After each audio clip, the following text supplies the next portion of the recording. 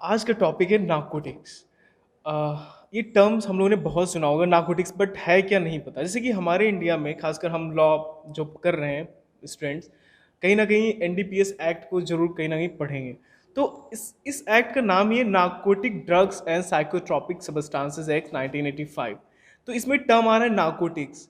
तो हमारे बहुत सारे फ्रेंड्स को ये नहीं पता होगा कि नार्कोटिक्स है क्या। तो एक्चुअली नार्कोटिक जो वर्ड है कहाँ से लिया गया, ग्रीक वर्ड है ये, जिसका मतलब है sluggish, to induce sleep, sluggish, lethargenous, something.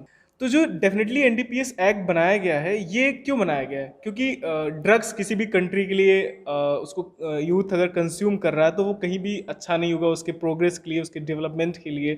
तो इसीलिए इसको कंट्रोल रेगुलेट करने के लिए हम हमारी कंट्रीज़ प्लस बहुत सारी अदर कंट्रीज़ हैं जिन्होंने एक्ट रूल्स बना रखे हैं। जैसे कि हमारे यहाँ एनडीपीएस एक्ट 1985 है, उसमें दो शेड्यूल फर्स्ट सेकंड क्या इसमें नेम्स दिए गए हैं कौन से ड्रग्स नार्कोटिक ड्रग्स की कैटेगरी में आएंगे। बहुत ज़्यादा अगर डिटेल में जाएंगे तो आप कंफ्यूज होंगे, लेकिन हम इतना ज़रूर जानेंगे कि आपसे अगर कोई पूछे गांजा, भांग, अफीम, इनमें क्या डिफरेंसेस हैं, कहाँ मिलते हैं, ओरिजिन क्या है इनका, और जो एथलीट्स हैं वो उनका जब डोप टेस्ट होता है वो कैसे बाहर हो जाते हैं, क्यों हो जाते हैं।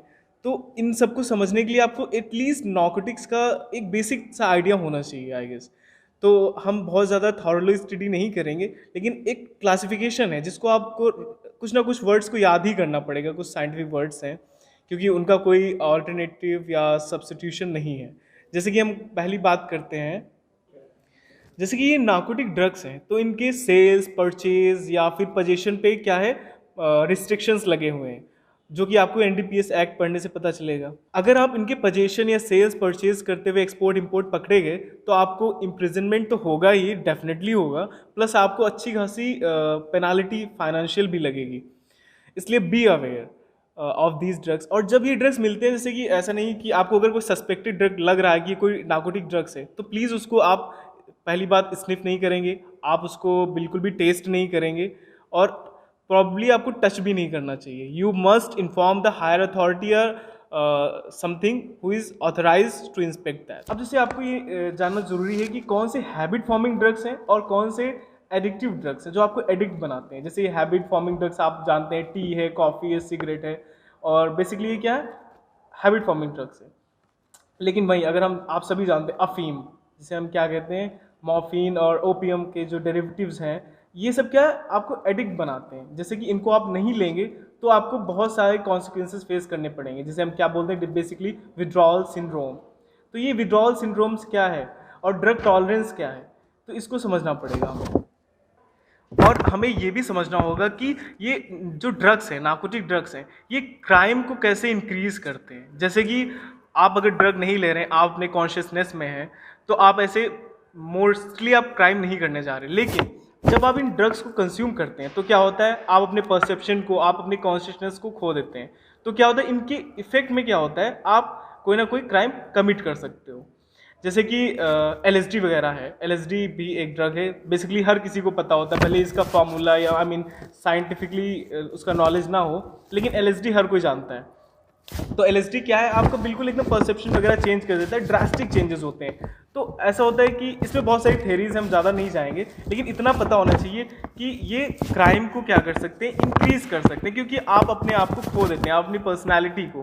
तो जनरली क्या होता है, जैसे हम सोशल इन्फ्लुएंस की वजह से दबे रहते हैं बहुत लोगों में, क्राइम इनहेरेंट जैसे एक है प्रॉपर्टी आपके अंदर, सपोज दैट।